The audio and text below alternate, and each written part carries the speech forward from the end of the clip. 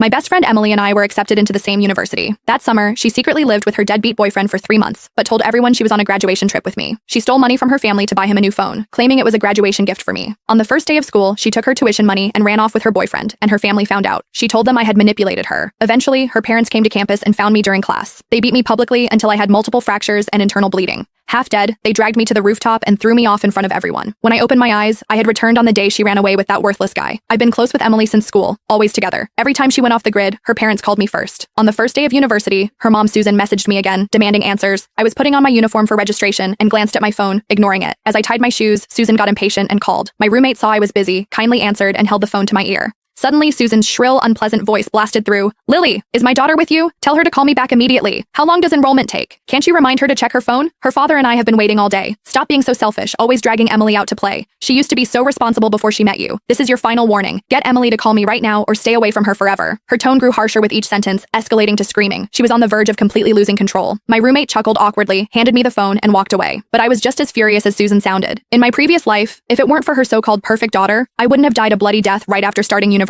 Just because I was Emily's only friend, I became the excuse to cover up her relationship with that loser Mike. Countless times I'd be in class when Susan called, demanding to know where her daughter was. I'd lie to her mother, following Emily's instructions, until one day Susan came to my classroom and caught me in a lie. She slapped me across the face and flipped my desk in public. From then on, I became the villain corrupting her daughter in her eyes. Later, I tried to distance myself from Emily, but we still ended up at the same university by chance. And even when I was thrown off a roof to my death, they believed they'd removed a bad influence from their daughter's life. This time, I won't let myself walk that path again. When I didn't reply, Susan grew more impatient. "Can't you hear me? Emily's right there with you, isn't she? Stop pretending, tell her to call me." I smirked and spoke to the air. Emily, your mom's looking for you." The air, of course, didn't answer. Before Susan exploded, I slowly said, "Sorry, Emily's at the gym. The music's too loud. She can't hear you. She'll contact you when she's done." After that, I hung up with a dark expression. I turned and left the dorm for our first physical education class. After gathering on the field, the teacher started us off tough. We had to run 5 laps around the track. When he finally called stop, everyone collapsed on the ground, completely spent. I wiped the sweat from my brow when 2 familiar figures approached from across the field. Susan's shrill voice carried over. "Excuse me, I'm looking for my daughter Emily, the one with the best grades in the class." My heart sank. I didn't expect them to come so early, so I quickly got up to head to the restroom. But as I turned to leave, Susan grabbed my hair and yanked hard. "You little bitch, why are you sneaking away? Feeling guilty, huh? Tell me, where's my Emily? She hasn't seen me or her father all summer, always off with you, even bought you expensive gifts. You little slut, is this how you treat a friend?" I checked the gym class roster with the teacher. Emily's name isn't on it. With that, Susan pulled my hair violently, and I fell backward onto the ground. Her face was twisted with rage, eyes full of hate. I'd just finished running, my legs were weak, and before I could get up,